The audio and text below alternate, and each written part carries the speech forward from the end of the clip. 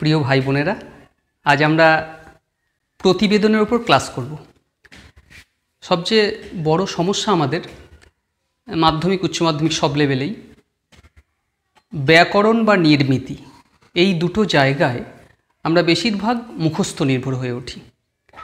তার প্রধান কারণ আমাদের বই নির্বাচনে আমাদের বেশ কিছু ভুল থেকে যায়। বেশিরভাগ আমরা সহায়িকা নির্ভর হয়ে উঠি বা বাজার চলতি বইগুলো বেশি ফলো করি।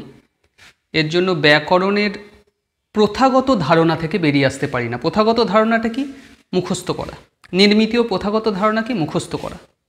কিন্তু নির্মিতি ব্যাকরণ দুটোই আমরা যদি মুখস্থ করা থেকে বেরিয়ে এসে নির্মাণে যাই, অর্থাৎ নির্মাণ করতে শিখি, তাহলে আমাদের অনেক বেশি ফলপ্রসূ হয়।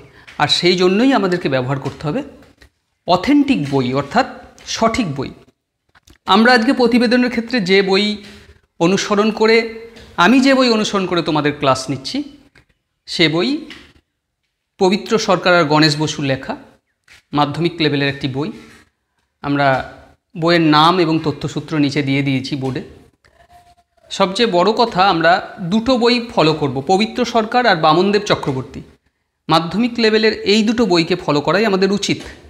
অন্য বইগুলো আমাদেরকে অনেক বেশি মুখস্থ করতে শেখায়, নির্মাণের দিকে কম আগাতে সাহায্য করে। তো প্রতিবেদন, বোর্ডের দিকে তাকাও। আমাদের বিষয় প্রতিবেদন, অর্থাৎ রিপোর্ট, ইংরাজিতে যাকে তোমরা রিপোর্ট বলো, যার ব্যুৎপত্তি, এই ব্যুৎপত্তি মাঝে মাঝে আমাদের আসে। যেমন দেখবে সমাসের ব্যুৎপত্তি এই 2-1 বছর আগে এসেছিল। তো প্রত্যেকটা শব্দের ব্যুৎপত্তি আমাদের জেনে রাখা দরকার। প্রতিপূর্বক বিধাতু নিচ প্রত্যয় অন, প্রতিবেদন, যার অর্থ সমাচার, বিবরণী, বার্তা, বিবৃতি। কিন্তু আমরা বিবরণী অর্থটাকে গ্রহণ করব, অর্থাৎ কোনো একটা বিবরণ দান। সংজ্ঞা যদি দিতে হয়, মোটের ওপর এই সংজ্ঞাটা তোমরা ব্যবহার করবে, গুরুত্বপূর্ণ ঘটনার প্রত্যক্ষদর্শীর বিবরণ। ঘটনাটা গুরুত্বপূর্ণ হতে হবে, যে বিবরণ দিচ্ছে তাকে প্রত্যক্ষ দর্শন করতে হবে। অর্থাৎ অন্য কেউ দর্শন করলো, সে শুনলো, দিয়ে বিবরণ দিল, এটা হতে পারে না।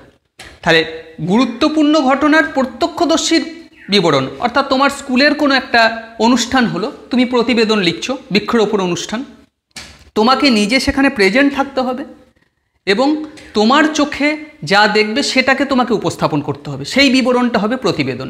তুমি তোমার বন্ধুর কাছে শুনলে, তারপর লিখলে, এটা কিন্তু প্রতিবেদন হবে না। আর প্রতিবেদনের 3টে বৈশিষ্ট্য দেখো, লাল কালি দিয়ে আমাদের নিচে দাগ দেওয়া আছে। তথ্য নির্ভর হবে, যুক্তিপূর্ণ হবে, বিশ্বাসযোগ্য হবে। তথ্য নির্ভর মানে কি? তার মধ্যে কিছু তথ্য থাকবে, অর্থাৎ কত তারিখে আমাদের বৃক্ষরোপণ অনুষ্ঠান হলো, সেই বৃক্ষরোপণে কে কে এলেন, সেই বৃক্ষরোপণে কতগুলি গাছ লাগানো হলো, কোন কোন ক্লাসের ছেলেমেয়েরা তাতে সাহায্য করলো, এইগুলো সবই তথ্য। আর যুক্তিপূর্ণ কি? এই বৃক্ষরোপণের প্রয়োজনীয়তা কোথায়, এই বিদ্যালয় প্রাঙ্গণে বৃক্ষরোপণ অনুষ্ঠানের প্রয়োজনীয়তা কোথায়, এটা হবে তার যুক্তি। আর বিশ্বাসযোগ্য কি? তোমরা এমন কিছু বলবে না যেটা বিশ্বাস করা যাবে না। যে তোমরা হয়তো বললে বৃক্ষরোপণ অনুষ্ঠানে হেলিকপ্টারে করে গাছ নিয়ে আসা হলো আমেরিকার কোনো এক নার্সারি থেকে, এগুলো বিশ্বাসযোগ্য নয়। অনেক সময় আমরা নিজেদেরকে অনেক বেশি প্রকাশ এবং বিকাশ করার জন্যে মিথ্যা বলে তার বিশ্বাসযোগ্যতা হারিয়ে ফেলি। প্রতিবেদনে যেন এটা কখনোই না হয়। অর্থাৎ বিশ্বাসযোগ্য, তথ্য নির্ভর, যুক্তিপূর্ণ এমন একটা বিবরণ হবে, যে বিবরণটা যে লিখছে বা বলছে সে সরাসরি সেই ঘটনার অংশীদার বা সাক্ষী থাকবে। এরপরে যিনি প্রতিবেদক, অর্থাৎ প্রতিবেদন লেখেন, তাকে বলা হয় প্রতিবেদক, ইংরাজিতে রিপোর্টার বলা হয়। এই মোটামুটি প্রতিবেদন সম্বন্ধে আমাদের প্রাথমিক ধারণা। এই প্রতিবেদন, যে কোনো একটা প্রতিবেদন যখন আমরা করতে যাব বা নির্মাণ করতে যাব প্রতিবেদন, তখন আমাদের যে প্রশ্নগুলো আমাদের কি বা চাবি হিসাবে ব্যবহার হয়, কি, কখন, কোথায়, কে, কেন, কিভাবে, এই কটা প্রশ্নের ওপর ঘোরাফেরা করে প্রতিবেদকের প্রশ্ন বা প্রতিবেদকের চাবি। এই চাবিগুলোর উপর ভিত্তি করে প্রতিবেদক একটা তালাকে ওপেন করে। তালাটা কি? না কোনো একটা ঘটনা, কোনো একটা গুরুত্বপূর্ণ ঘটনা, সেই ঘটনার একটা বিশ্লেষণ, যে বিশ্লেষণটা কি করবে, তার উদ্দেশ্যটা কি, না একটা সামাজিক উন্নয়ন এবং ব্যক্তিগত উন্নয়ন, এই দুটোকেই ক্রমশ প্রভাবিত করবে একটা প্রতিবেদন। প্রতিবেদনের প্রয়োজনীয়তা কী, এই প্রশ্ন যদি আমাদের প্রথমেই আসে যে প্রতিবেদন আমরা শিখবো কেন, মাধ্যমিক লেভেলে আমরা প্রতিবেদন শিখবো কেন? খবরের কাগজ পড়ার জন্য? ঠিক তা নয়। দেখো, যে কোনো একটা বিষয়কে নিয়ে আমাদের বলতে হয়, আমাদের লিখতে হয়, আমাদের পরীক্ষা যেটা হয় সেটা আসলে এক ধরনের প্রতিবেদনই। যে কোনো বিষয় নিয়ে আলোচনা করছো তুমি, ধরে নাও মাইকেল মধুসূদন দত্তের অভিষেক নিয়ে তুমি একটা লিখছো, যেটা সেটা তোমার নিজের মত। তাই প্রতিবেদন লেখাটা বা শেখাটা আমাদের জরুরি, কারণ যে প্রতিবেদন আমরা যদি শিখি তাহলে যে কোনো একটা ঘটনাকে আমরা যেমন জরিপ করতে পারবো, যে কোনো একটা ঘটনাকে আমরা বিশ্লেষণ করতে পারবো, আর কি করতে পারবো, যে কোনো একটা ঘটনার সুষ্ঠু সমাধানের দিকে আমরা হাঁটতে পারবো। প্রতিবেদন মানে শুধুমাত্র কোনো একটা বিবরণ পড়া নয়। তোমার স্কুলের বৃক্ষরোপণ অনুষ্ঠানের মাধ্যমে তুমি শুধু একটা বিবরণ বা ডেটা দিচ্ছ না, তোমার স্কুলের একটা বিজ্ঞাপন দিচ্ছ তা কিন্তু নয়। সেই বৃক্ষরোপণ অনুষ্ঠান এটাও আমাদেরকে বোঝাচ্ছে যে আমার স্কুলেও এরকম একটা অনুষ্ঠান করা যায়, আমার পাড়াতেও এরকম একটা অনুষ্ঠান করা যায়। তাহলে প্রতিবেদনের আরেকটা বৃহৎ এবং গভীর উদ্দেশ্য হচ্ছে যে সমাজ এবং ব্যক্তির সার্বিক উন্নয়ন, একটা ভালো কাজ কিভাবে আরও 5 জনের মধ্যে ছড়িয়ে দেওয়া যায়, এর জন্যই প্রতিবেদন। আমরাও এই প্রতিবেদন যখন করতে যাব তখন এই চাবিগুলোকে আমরা খুব গুরুত্বপূর্ণভাবে বিচার করব, কারণ এই চাবিগুলোর ঠিকভাবে যদি ব্যবহার না করি, অর্থাৎ কি, কখন, কোথায়, কে, কেন, কিভাবে যদি ঠিকভাবে ব্যবহার না করি এবং তার উত্তর যদি আমি ঠিকভাবে সংগ্রহ না করি এবং না সাজাই, তাহলে আমার প্রতিবেদন ভুল হয়ে যাবে এবং আমার প্রতিবেদন যেটা হারাবে সেটা বিশ্বাসযোগ্যতা। আর এই প্রশ্নগুলো কখন করা যাবে, যখন আমি সেই ঘটনার সঙ্গে উপস্থিত থাকব। আমি যদি ঘটনার বাইরে থাকি তাহলে আমি এই প্রশ্নগুলো করতে পারবো না ঘটনা ঘটাকালীন অবস্থায়। তাই এই প্রশ্নগুলো বোঝায় যে প্রতিবেদন অনেক বেশি যুক্তি নির্ভর, অনেক বেশি বিশ্বাসযোগ্য এবং অনেক বেশি কার্যকরী অন্য যে কোনো নির্মিতির চেয়েও। তো দেখো, আমরা প্রতিবেদন যে বইটা থেকে পড়াশুনো করে আমি তোমাদেরকে পড়াচ্ছি, সে বইটার নাম মাধ্যমিক ভাষা সন্ধান, পবিত্র সরকার, গণেশ বসু, গ্রন্থতীর্থ প্রকাশন। এটা আমরা ঋণ স্বীকার করে নিচ্ছি। তো তোমাদের আমি সবাইকেই বলবো যে বাজার চলতি বিভিন্ন সহায়িকা বই ছেড়ে দিয়ে পারতপক্ষে প্রতিবেদনের জন্য এই বইটা একবার পড়ে নেবে, দেখবে খুব সুন্দর আছে। আমরা প্রতিবেদনের বৈশিষ্ট্য আলোচনা করব।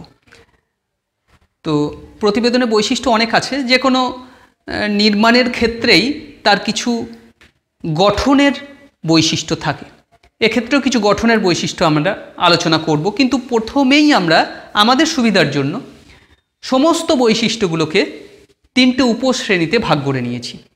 পরীক্ষার খাতায় যখন আমরা প্রতিবেদন লিখব তখন আমাদের মাথায় থাকবে এই 3টে উপশ্রেণী আমার ঠিকভাবে মানা হচ্ছে কিনা। প্রথমেই দেখো, প্রত্যক্ষদর্শীর বিবরণ। এই প্রত্যক্ষদর্শী মানে কে? প্রতিবেদক, অর্থাৎ তোমরা নিজেদেরকে প্রতিবেদক ভাবছো, অর্থাৎ তোমরা প্রত্যক্ষদর্শী ঘটনার। সেই প্রত্যক্ষদর্শী বিবরণটা কেমন হবে, অর্থাৎ তুমি যখন একটা প্রতিবেদন নির্মাণ করবে তোমার প্রতিবেদনের মধ্যে কি কি থাকবে? তথ্যনিষ্ঠা থাকবে। নিষ্ঠা মানে কি? নিষ্ঠা মানে হচ্ছে যেখানে সত্যতাকে তুমি বাঁচিয়ে রাখবে, অর্থাৎ তুমি এমন কোনো তথ্য দেবে না যে তোমার নিষ্ঠা সহকারে সেই তথ্যটা পরিবেশিত হচ্ছে না। তোমার বিদ্যালয়ে পরিবেশ দিবস পালিত হলো 5ই জুন না হয়ে 6ই জুন হয়েছে, কিন্তু তুমি ওই তথ্যটাকে লুকিয়ে তুমি বললে 5ই জুন। এরকম হবে না। তোমার বিদ্যালয়ে 6ই জুন হতেই পারে, পরিবেশ দিবস যে 5ই জুনই হতে হবে আর 5ই জুনই পরিবেশ নিয়ে ভাবতে হবে, 6ই জুন ভাবতে নাই, এরকম কোনো ব্যাপার নয়। বরং তুমি ভালো সাংবাদিক তখনই হতে পারবে, ভালো রিপোর্টার, ভালো প্রতিবেদক তখনই হতে পারবে যখন তুমি অপ্রিয় সত্যকেও ঠিকঠাক তথ্যে তুলে ধরবে। তাই তথ্যনিষ্ঠা মানে তথ্যের সত্যতাকে তোমার প্রতিবেদনে তুলবে। দ্বিতীয় পয়েন্ট, যুক্তিপূর্ণ, অর্থাৎ তুমি কোনো একটা প্রতিবেদন লিখছো, সেই প্রতিবেদনে যুক্তি সাজানো থাকবে। তুমি বৃক্ষরোপণ সম্বন্ধে প্রতিবেদন লিখছো, সেখানে এরকম যুক্তি থাকবে না যে বৃক্ষরোপণের জন্য আমাদের স্কুলে প্রচুর ছায়া হচ্ছে, হ্যাঁ, কারণ বৃক্ষরোপণ আজকে হলো তার জন্য ছায়া হবে, এগুলোর কোনো লজিক নাই। মানে তুমি যে কথাটাই লিখবে তার একটা লজিক থাকবে, একটা যুক্তি থাকবে। বিশ্বাসযোগ্যতা কখন হবে? যখন দেখবো একটা রিপোর্টার বিভিন্ন জনকে প্রশ্ন করছে। অর্থাৎ তুমি একটা রিপোর্ট লিখলে বৃক্ষরোপণ সম্বন্ধে, তোমার স্কুলে হয়তো এলেন বিশিষ্ট কোনো অতিথি, সেই বিশিষ্ট অতিথিকে তুমি একটা প্রশ্ন করলে যে বৃক্ষরোপণের প্রয়োজনীয়তা কোথায়, তো তিনি একটা উত্তর দিলেন। সেই উত্তরটা তুমি যখন কোট করবে তখন জানা যাবে যে তুমি নিশ্চয়ই ওখানে প্রেজেন্ট থেকেছো, সেই জন্যই তুমি এই কোটটা করতে পারলে। এখানেই তোমার বিশ্বাসযোগ্যতা বাড়বে। অর্থাৎ বিশ্বাসযোগ্যতা মানে তুমি যে সেই ঘটনার প্রত্যক্ষদর্শী, এই বিশ্বাসটা তোমাকে তোমার লেখার মধ্যে তুলে ধরতে হবে। তুমি কখনো নিজের কথা কোট করবে না, কিন্তু তুমি কোনো বিশেষ ব্যক্তির সাক্ষাৎকার নিয়ে তার উদ্ধৃতি তুমি অবশ্যই কোট করবে। শিল্পময় বা আকর্ষণীয়। শিল্পময় বা আকর্ষণীয় ব্যাপারটা কি না, তোমার প্রতিবেদনটা হবে একটু আর্টিস্টিক মানে তো সবাই প্রতিবেদন লিখলো যে করোনার জন্য আমরা সবাই গৃহবন্দী, কিন্তু তুমি লিখলে যে করোনায় কাবু। তাহলে ক আর কয়ের অনুপ্রাস হলো, ক ধ্বনির মিশে গেল। এই যে একটা কিছুদিন আগে আনন্দবাজারে আমি দেখেছিলাম যে ধ্বনির ধামাকায় ভারত শীর্ষে।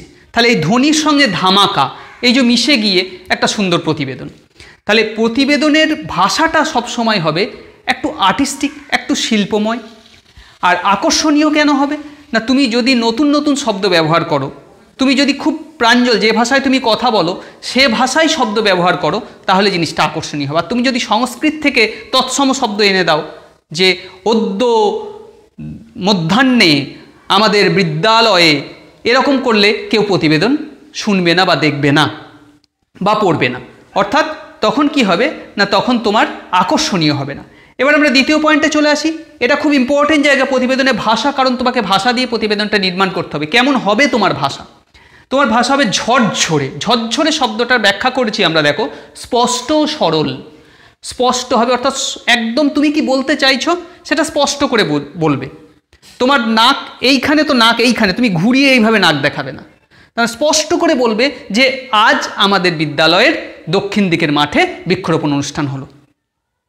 এভাবে বলবে না যে বিদ্যালয়ের একটা মাঠে বৃক্ষরোপণ অনুষ্ঠান হলো। একটা মাঠে বললে স্পষ্ট হচ্ছে না। ঠিক তেমনি সরল হবে, অর্থাৎ তুমি যে ভাষায় কথা বলো সেই ভাষাই হবে। গতিময় শব্দটা মাথায় রাখবে। গতিময় মানে উদ্দেশ্যর দিকে ঝোঁক। তোমার প্রতিবেদনের উদ্দেশ্য কি? বৃক্ষরোপণ অনুষ্ঠান নিয়ে যদি আমি প্রতিবেদন লিখি, তার উদ্দেশ্যটা কি হবে? যে সবুজ বাঁচাও আন্দোলনে সবাইকে সামিল করা, বৃক্ষের প্রয়োজনীয়তা সম্বন্ধে সবাইকে সামিল করা। তা তোমার প্রতিবেদন সেই জায়গাকে আঘাত দেবে, ধাক্কা দেবে, এবং সেই জায়গায় ধাক্কা দেওয়ার জন্য ছুটবে কোন জায়গা না, সবুজ বাঁচাও আন্দোলন। অর্থাৎ এই পৃথিবীতে অনেক বেশি গাছের প্রয়োজন, আমাদের গাছ লাগাতে হবে। এই সোশ্যাল বার্তাটা তুমি ছড়িয়ে দেবে প্রতিবেদনের মাধ্যমে, এবং তোমার প্রতিবেদনের সমাপ্তিটা ওইখানে পৌঁছাবে। একে বলে গতিময়। সর্বজনবোধ্য মানে সবাই বুঝবে। তোমার প্রতিবেদন একটা খুব শিক্ষিত মানুষও বুঝবে, একটা অশিক্ষিত মানুষও বুঝবে। দেখবে খবরের কাগজ সবাই পড়ে, একটা মাস্টারমশাইও পড়েন, একটা ডাক্তারবাবুও পড়েন, একটা গ্রামের কৃষকও পড়েন, আবার সবে মাত্র পড়াশুনো শেখা একটা মানুষও পড়েন। তাহলে খবরের কাগজ যখন সবাই পড়েন, তাহলে সবাই যাতে বুঝতে পারে সেই জন্য আমাকে সর্বজনবোধ্য করতে হবে। ব্যবহারিক মানে কি? যা প্রয়োগযোগ্য। এমন কোনো প্রতিবেদন তুমি লিখবে না যেটা ব্যবহারিক নয়। মানে তুমি প্রতিবেদন লিখলে যে আমাদের বিদ্যালয়ে একটি চা বাগানের বৃক্ষরোপণ অনুষ্ঠান হলো, কিন্তু এটা তো ব্যবহারিক নয়, এটা তো কখনোই ঠিকঠাক নয়। কারণ চা বাগানের যদি কোনো চারার যদি কোনো বৃক্ষরোপণ অনুষ্ঠান করতে হয়, তাহলে সেটা তোমাকে তার জন্য উত্তরবঙ্গ যেতে হবে। কিন্তু তুমি যদি ব্যবহারিক করতে চাও, অর্থাৎ তোমার অঞ্চলে, তোমার ক্লাইমেটে, তোমার পরিবেশে যে ধরনের গাছের প্রয়োজন বা যে ধরনের গাছ সহজলভ্য, যে ধরনের গাছ হবে, সেই ধরনের গাছকেই তোমাকে নিতে হবে। জমাট অর্থাৎ কম কথায় তোমার প্রতিবেদন পাতার পর পাতা হবে না। এবছরেই আমি এই মাধ্যমিকের খাতা দেখার অভিজ্ঞতা থেকে বলছি, একটি স্টুডেন্ট আমার কাছে 82 পেল যে তার মূল খাতাটাও শেষ করতে পারে নাই, সেখানেও 3টে পাতা বাকি। আবার একটা স্টুডেন্ট 7 পেয়েছে যে 3টে লুডশিট নিয়েছে, মূল খাতা শেষ করার পর 3টে লুডশিট, তাহলে তার কোনো পাতারই ওয়েট নাই নম্বরের। তার মানে প্রতিবেদন মানে এই নয় তুমি যত খুশি তত লিখবে, যত সংক্ষিপ্ত অর্থাৎ যত জমাট এবং মূল কথাটা তুলে ধরবে, প্রতিবেদনের সব ধর্মগুলো উঠে আসবে, তত তুমি নম্বর পাবে। তাহলে এই জায়গাগুলো তোমাকে ভাবতে হবে। আর নিষিদ্ধ বা ভুল এই জিনিসগুলো তুমি কখনোই তোমার প্রতিবেদনে রাখবে না, এগুলো মারাত্মক ভুল। এক, ব্যক্তিগত আক্রমণ, কোনো ব্যক্তির ব্যক্তিগত ব্যবহার তোমার খারাপ লাগলো, হতে পারে তোমার বৃক্ষরোপণ অনুষ্ঠানে যে ভদ্রলোক এসছিলেন সেই ভদ্রলোকের ব্যবহারটি তোমার খারাপ লাগলো, সেই ভদ্রলোক হয়তো তোমাদের সামনেই ধূমপান করেছেন, এটা তোমার খারাপ লেগেছে, তো সেটা তুমি লিখতে পারো না। তার ব্যক্তিগত আক্রমণ তুমি কাউকে করতে পারো না, সেটা বাদ দিয়ে তোমাকে প্রতিবেদন করতে হবে। কুৎসা রটনা, তুমি হয়তো দেখলে যে যিনি গাছ লাগাতে এসেছিলেন যে বিশিষ্ট মানুষ, সেই বিশিষ্ট মানুষ গাছ লাগাতে গিয়ে তিনি কোনো রকমে গাছটা হাত দিয়ে সঙ্গে সঙ্গে হাতটা ধুয়ে নিলেন, হাতে মাটি লেগে গেছে বলে তার একটা অস্বস্তি ভাব, এই রকম তার সম্বন্ধে নিন্দনীয় কোনো কুৎসা বা তার ব্যক্তিগত জীবনের কোনো কুৎসা তুমি লিখতে পারো না। দেশ, জাতি, সমাজ, সম্প্রদায়, এই 4টে জায়গা ভাববে। দেশ, জাতি, সমাজ, সম্প্রদায়, এই 4টে জায়গার মূল্যবোধ বা ঐতিহ্যকে তুমি আঘাত করতে পারো না। কোনো প্রতিবেদন একটা দেশের ঐতিহ্যকে আঘাত করতে পারে না, অর্থাৎ তোমার ঐতিহ্য যেমন জাতীয় পতাকা, তোমার ঐতিহ্য যেমন ময়ূর, তোমার ঐতিহ্য যেমন বাঘ, এইগুলোকে তুমি আঘাত করতে পারো না, বা দেশ সম্বন্ধে যে ভালো ধারণা সেগুলিকে আঘাত করতে পারো না, জাতিকে আঘাত করতে পারো না, অর্থাৎ তুমি কোনো সম্প্রদায়ের গুণ গায়ে অপর সম্প্রদায়ের দোষ দিতে পারো না, সমাজের দোষ দিতে পারো না, কোনো সম্প্রদায়ের দোষ দিতে পারো না। এদের মূল্যবোধ এবং ঐতিহ্যে তুমি কোনোভাবেই আঘাত করতে পারবে না, যদিও তোমার চোখে সেটা পড়ে তবুও না। হয়তো দেখলে রাস্তায় কোনো একটা অ্যাক্সিডেন্ট হলো, ড্রাইভার মুসলিম আর যাকে অ্যাক্সিডেন্ট করলো যে মারা গেল সে হিন্দু, এই অ্যাক্সিডেন্ট নিয়ে তোমাকে একটা প্রতিবেদন করতে হবে। সেখানে দেখলে একটা ধর্মীয় দাঙ্গা বেঁধে গেছে, তো সেই ধর্মীয় দাঙ্গাটা দেখেও ধর্মীয় দাঙ্গা যাতে তোমার কলমে না উঠে আসে সেটা তোমাকে খেয়াল রাখতে হবে। নিজস্ব মন্তব্য, অর্থাৎ তুমি কোথাও নিজস্ব মন্তব্য লিখতে পারবে না যে আমার মনে হলো এটা করা উচিত, কারণ প্রতিবেদনে কোথাও উত্তম পুরুষ ব্যবহার হবে না। আর একটা কি, আজগুবি বা খেয়ালি ধারণা, তোমার মনে হলো যে প্রতিবেদনে এরকম হলে একটু বেশ ভালো হয়, দিয়ে তুমি বলে দিলে যে একদিন আমাদের এই স্কুল এই বৃক্ষরোপণের জন্য সবুজে ঢেকে যাবে, সবুজের ছায়ার নিচে আমরা তপবনের মতো পড়াশুনো করব। এগুলো সম্পূর্ণ কাল্পনিক আজগুবি ব্যাপার। ওসব কবিতায় হয়, শিল্পে হয়, কিন্তু আমাদের গল্পে হয়, কিন্তু আমাদের প্রতিবেদনে হবে না। প্রতিবেদন হবে খুব বেশি সায়েন্টিফিক বা বিজ্ঞানসম্মত, খুব বেশি সত্য নির্ভর এবং খুব বেশি জমাট। এই বৈশিষ্ট্যগুলো মাথায় রেখে আমাদের প্রতিবেদন লিখতে হবে। আমরা একদম প্রতিবেদন নির্মাণের প্রায় শেষের দিকে চলে এসেছি। দুটো জায়গা আমরা জেনে রাখব। তার মধ্যে প্রথম অংশ অর্থাৎ প্রতিবেদনের শ্রেণীবিন্যাস, এটা একটু জেনে রাখা আমাদের উচিত, যদিও এটা নিয়ে আমার পরীক্ষায় মোকাবিলা করতে হবে না, কিন্তু দ্বিতীয় অংশ শিরোনাম, এই জায়গাটা আমার খুব গুরুত্বপূর্ণ, তাই এটাকে আমি আগে আলোচনা করছি। শিরোনাম অর্থাৎ প্রতিবেদনের যে হেডলাইন, যেটা পেপারে তোমরা বড় বড় অক্ষরে দেখো, বোল্ড অক্ষরে দেখো, তো সেই হেডলাইনটার ওপর 20 থেকে 30% নম্বর তুলে আনে। অর্থাৎ তোমার যদি মোট 5 নম্বর প্রতিবেদনের জন্য বরাদ্দ হয়, প্রায় 1.5 নম্বর উঠে আসবে শিরোনাম থেকে। তাই শিরোনাম যদি তুমি ঠিকঠাক না লেখো তাহলে তোমার ওই শিরোনামের নম্বরটা প্রথমেই বাদ চলে যাবে। শিরোনামের এই চারটে বৈশিষ্ট্যকে তোমরা গুরুত্ব দেবে। এক, আকর্ষণীয়, অর্থাৎ তোমার শিরোনাম কখনোই একটা ম্যাড়মেড়ে হবে না। মানে যেমন ধরো তুমি বলতে পারো যে প্রচণ্ড বৃষ্টিতে বন্যা এসেছে তোমার অঞ্চলে, তো প্রচণ্ড বৃষ্টিতে আমার অঞ্চল প্রচণ্ড বৃষ্টিতে অমুক অঞ্চল ডুবে গেছে, এটা একটা প্রতিবেদনের শিরোনাম হতে পারে। আবার এরকম হতে পারে যে বন্যার গ্রাসে তলিয়ে গেল অমুক অঞ্চল। আবার এরকম হতে পারে বন্যায় ব্যতিব্যস্ত অমুক অঞ্চল। তো কিভাবে সবচেয়ে বেশি ভালো লাগবে, তুমি যখন শিরোনাম পরীক্ষার হলেও নির্বাচন করবে, তখন তুমি দরকার হলে 3-4 বার লিখে যেটা সবচেয়ে ভালো লাগবে সেটা তৈরি করবে। আমরা এর পরের ক্লাসে যখন প্রতিবেদন নির্মাণ করব একটা, তখন আমরা দেখব কিভাবে আরও ভালো থেকে আমার শিরোনাম আরও আকর্ষণীয় হয়। কম কথায় শিরোনাম হবে, অর্থাৎ তুমি যেটা বলতে চাইছো সেই কথাটা যতটা কম শব্দ ব্যবহার করতে পারবে শিরোনামে তত সুন্দর হবে। কিন্তু কম শব্দ ব্যবহার করতে গেলেও তোমাকে একটা কথা ভাবতে হবে যে 4-এর দাগের যে পয়েন্টটা, সমগ্র প্রতিবেদনের সারমর্ম প্রকাশ পাবে। তোমার শিরোনাম দেখে যেন পাঠক বুঝতে পারে যে তুমি কি বলতে চাইছো, তোমার টোটাল সারমর্ম অর্থাৎ জিস্ট যেন উঠে আসে তোমার প্রতিবেদনের শিরোনামে। আর শিরোনাম হবে শিল্পময়, অর্থাৎ তার মধ্যে যে শব্দ চয়ন, সেই শব্দ চয়নটা শৈল্পিক হতে হবে, একটা শিল্পময় নিদর্শন থাকবে, আর না হলে প্রতিবেদন আকর্ষণীয় হবে না। এই 4টে জায়গা গুরুত্ব দেবে। এই 4টে জায়গা কিভাবে আমরা সুন্দর করব সেটা আমাদের নেক্সট ক্লাসে, পরবর্তী ক্লাসে আমরা যখন একটা প্রতিবেদন নিয়ে আলোকপাত করব তখন আমরা আরও ভালো করে বুঝতে পারব।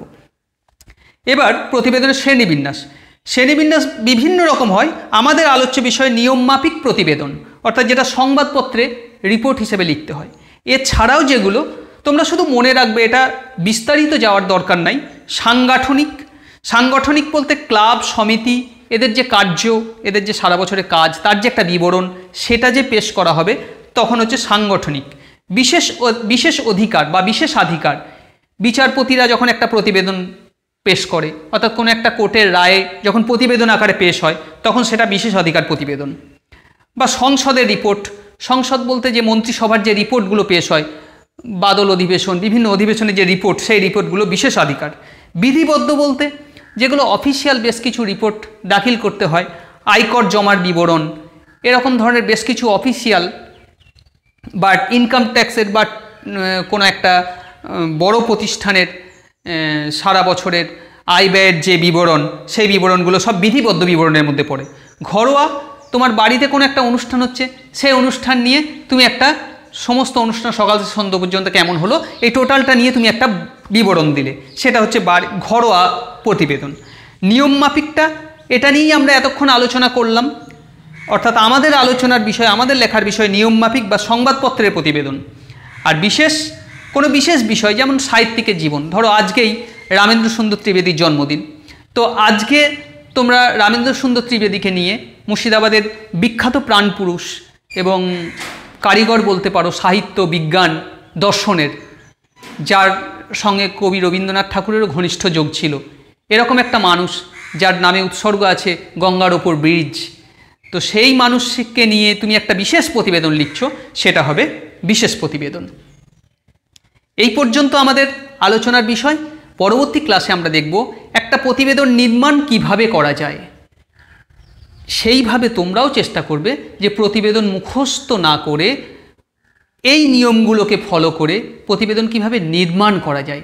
একবার যদি নির্মাণ শিখে যাই, পরীক্ষায় যে কোনো প্রতিবেদন এলে প্রতিবেদন আমাদেরকে মুখস্থ করতে হবে না, এই মুখস্থ নির্ভরতা থেকে বেরিয়ে আসতে হবে। সবাই ভালো থেকো, সুস্থ থেকো, বাড়িতে থেকো।